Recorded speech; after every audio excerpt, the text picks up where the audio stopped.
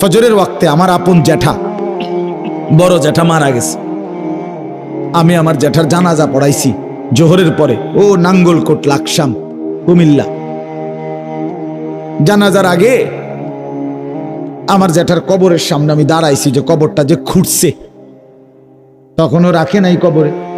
অনেকক্ষণ তাকাইয়া দেখছি, তাকাইয়া মাটিটার দিকে তাকাইছি, আর আমার কেন জানি মনে হয়েছে হঠাৎ, এই প্রথম আমার জীবনে আমি এতটা গভীর দৃষ্টি দিয়া অনেকক্ষণ কবরের মাটির দিকে তাকাইছি।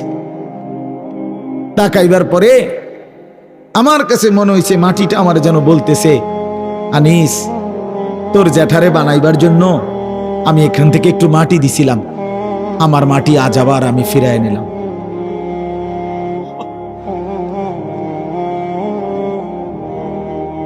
আমার মাটি আমি ফিরায় নিলাম। এই পৃথিবীর কোটি কোটি মানুষ আমাদের প্রত্যেককে বানানোর জন্য মাটি, যে মাটিটুকু দিচ্ছে আল্লাহর কুদরতে, সে মাটিটা যেন আবার বলে দিচ্ছে, আমার মাটি কিন্তু আমাকেই আবার ফেরত দিতে হবে। অফিহা নুঈদ, আমার মাটি আমাকেই ফেরত দিতে হবে। আমি এক সুতা মাটি ছাড়বো না, আমাকে দিয়ে দিতে হবে। মাটির মানুষ মাটিতেই মিশাই দিবে।